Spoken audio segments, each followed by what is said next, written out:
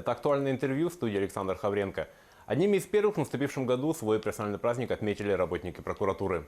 Как появился этот орган в истории России, какие интересные исторические факты связаны с ним, как по прошествии лет изменились функции прокуратуры, каковы они на сегодняшний день, об этом и многом другом мы поговорим сегодня со старшим помощником прокурора республики по правовому обеспечению Ириной Машковой.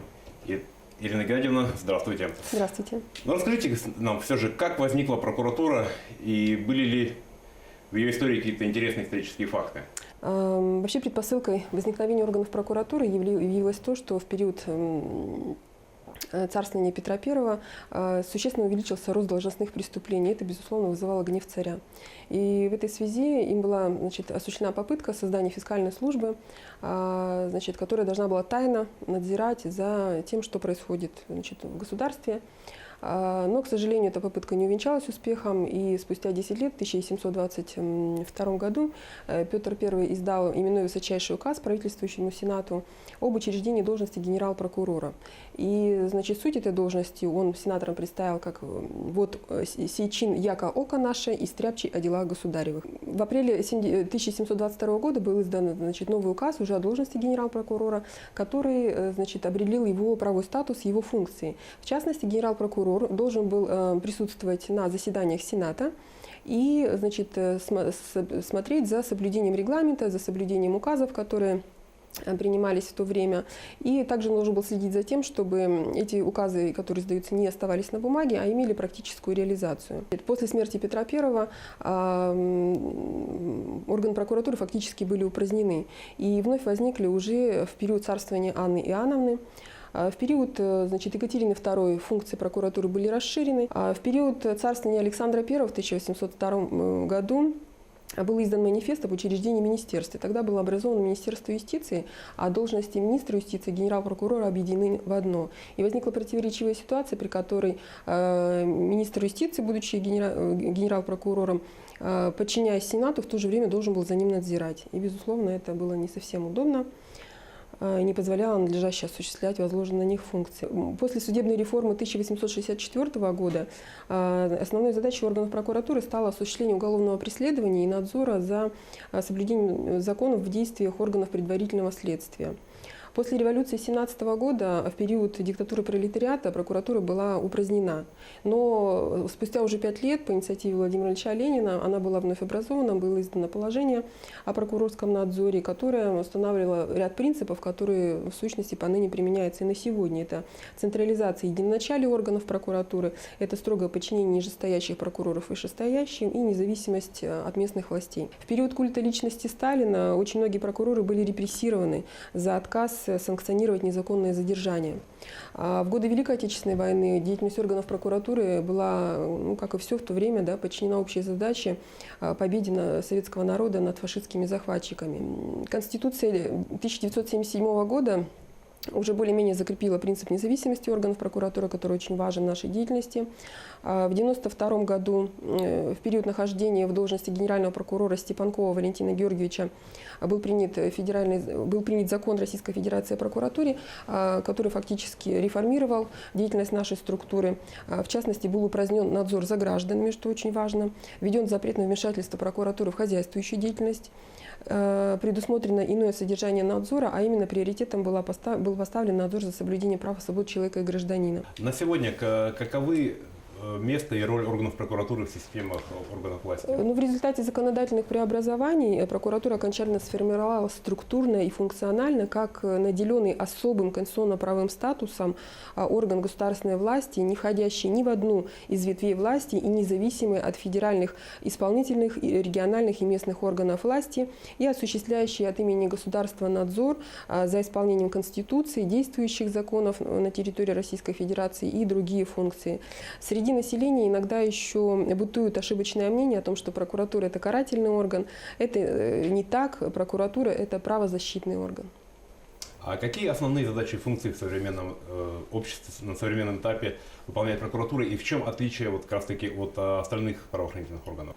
Задачи прокуратуры определяются таким образом, как своевременное выявление правонарушений, причины условий, им способствовавших, выявление виновных лиц, привлечение их к ответственности, принятие мер по устранению причин и условий нарушений, а также восстановление нарушенных прав и свобод граждан, охраняемых законом интересов общества и государства.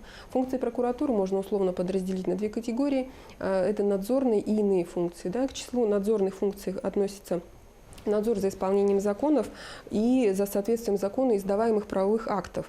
Этот надзор осуществляется за федеральными органами исполнительной власти, органами власти субъектов, органами местного самоуправления, судебными приставами, администрациями органов исполнения наказаний и мест содержания задержанных и заключенных под стражу, руководителями коммерческих и некоммерческих организаций. Далее это надзор за соблюдением прав и свобод человека и гражданина и надзор за деятельностью органов, осуществляющих оперативно-розыскную деятельность, дознание и предварительное следствие. К иным функциям органов прокуратуры относятся уголовное преследование в соответствии с полномочиями, установленными уголовно-процессуальным законодательством, координация деятельности правоохранительных органов, участие в рассмотрении дел судами и обжалование незаконных судебных постановлений, будь то приговоры, решения или определения судов, и участие в правотворческой деятельности, а также ведение ведомственного и государственного статистического учета. Кроме того, в 2016 году был принят федеральный закон об основах системы профилактики. С этого момента органы прокуратуры также стали осуществлять функцию профилактики правонарушений и преступлений, и которые, в частности, реализуются путем правового просвещения населения. С каждым годом наше общество все более и более юридически грамотно, и многие вопросы стараются решать через суд, через прокуратуру. Вот в каком случае обращение или жалоба гражданина подлежит рассмотрению прокурором? В соответствии со статьей 10 Федерального закона о прокуратуре, в органах прокуратуры рассматриваются обращения, содержащие информацию о нарушении закона. Вот это очень важно, содержащие информацию о нарушении закона. Согласно статье 26 Федерального закона о прокуратуре, органы прокуратуры, осуществляя свою надзорную деятельность, не должны подменять деятельность иных контролирующих органов. И в этой связи, наверное, у населения бывает, иногда бывает недовольство тем, что их жалоба, допустим, перенаправлена в другой орган, но это все обусловлено положениями законодательства, а именно невозможностью подменять деятельность иных контролирующих органов. Так, например, первичная жалоба на нарушение трудовых прав, она подлежит разрешению органами Государственной инспекции труда по Республике Саха-Якутия. Жалоба, например, на нарушение санитарного законодательства, она подлежит рассмотрению органами Роспотребнадзора. Заявления о преступлениях подлежат рассмотрению соответствующими правоохранительными органами в соответствии с их компетенцией. Несогласие, допустим, с ответом указанных органов подлежит обжалованию вышестоящему должностному лицу этих органов. И только в том случае, когда гражданин уже получил ответ из этих контролирующих и правоохранительных органов и не согласен с ответом их руководителя, вот тогда, безусловно, есть смысл обратиться в органы прокуратуры, и прокуратура обязана провести проверку по такому обращению. Но это не значит, что к нам нельзя обращаться. Любой гражданин вправе отправить к нам любое обращение, и мы, в соответствии, если это не наши компетенции или если ее рассмотрение нами преждевременно, мы ее пересылаем в соответствующий контролирующий или правоохранительный орган.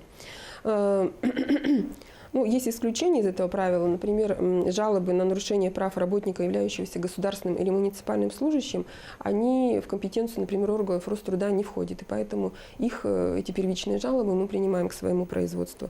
Кроме того, есть категория дел, административных дел, которые возбуждаются исключительно прокурором. Это дела о нарушении избирательных прав граждан, нарушение требований к организации доступа к информации о деятельности органов власти и местного самоуправления, в том числе размещаемой в сети интернет, или, например, возбуждение ненависти или вражды, унижение человеческого достоинства. Дела, эти административные возбуждаются только прокурором, и за их возбуждением, безусловно, есть необходимость обращаться только в органы прокуратуры. Большое спасибо, Ирина Геннадьевна, за очень интересную беседу, за историю. К сожалению, наш эфир подходит к концу.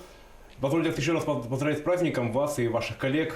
Всего вам хорошего и удачи в вашей нелегкой работе. Огромное спасибо. Это было актуальное интервью об истории прокуратуры и ее роли в современном мире. Мы разговаривали со старшим помощником прокурора республики по правовому обеспечению Ириной Машковой.